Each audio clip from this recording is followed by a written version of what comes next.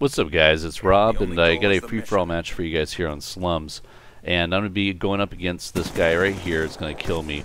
Horn Raindrop, a sniper. It's going to kind of stick around Slums right in this area, catching people coming out of the spawns. And my whole goal is to beat that guy because he's the the guy that's going to be kind of staying in first place during this whole game.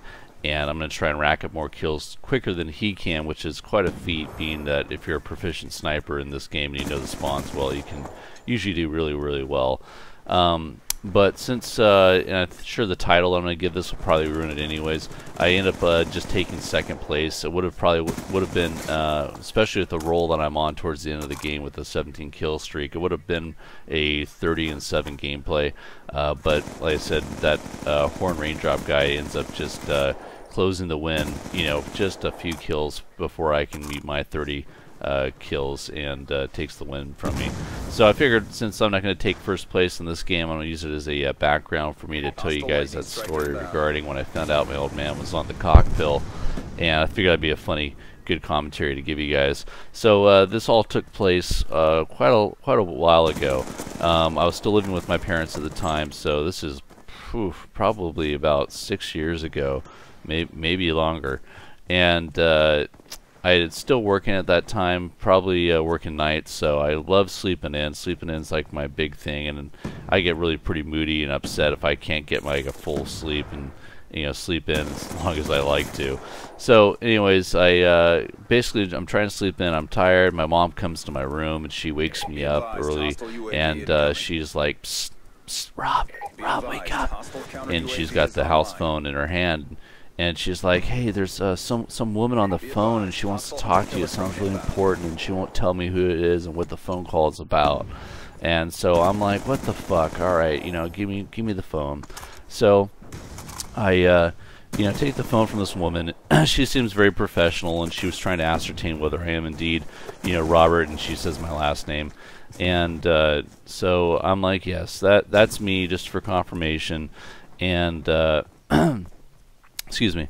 And so after she finds out that I am who she's looking for, she ends up saying, "Okay, well, this is I'll just make up some name, like Susie from such and such pharmaceutical, and I just want to see whether you want to continue your prescription of Viagra, and you want to get your prescription renewed, in a sense."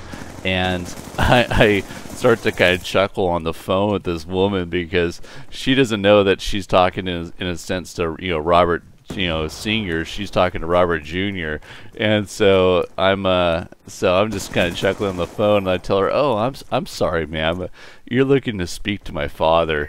and you could tell that she was so shocked, and so she was on the verge of not only laughing because she'd fucked up so badly, but she also, you could tell, was just so embarrassed, because this is, I now know, because I work in the medical field, a violation of patient confidentiality, and you don't want to. That's why she was trying to ascertain I was who I was, and then unfortunately my father made the mistake of nearly giving me exactly the same name as him, so things get mixed up at times from time to time. So I ended up telling this woman, "Oh, I'm sorry, you're looking for my dad," and I could swear to God I could feel her embarrassment through the phone. And then I give the phone over to my mom, and I'm like, "Oh, I'm here, Mom. Here's the phone back. It's such and such from wherever, and she's looking to see if Dad wants to renew his prescription for Viagra." And my mom blushes, and then just gets really, really embarrassed herself. So that was hilarious. And I could kind of tell that they had started having sex again, because they're older, much older than I am by 30 years. And so I could tell the mood between the two of them was much better. They're happier. So I could kind of tell that he was porking it to the old lady again.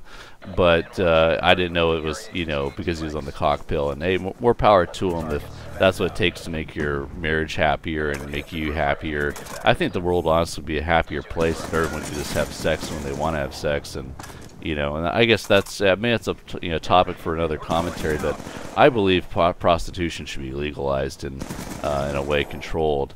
I think people would be happier if they all could just have sex, and be less angry people, less bitches, less assholes in the world. So that's just me.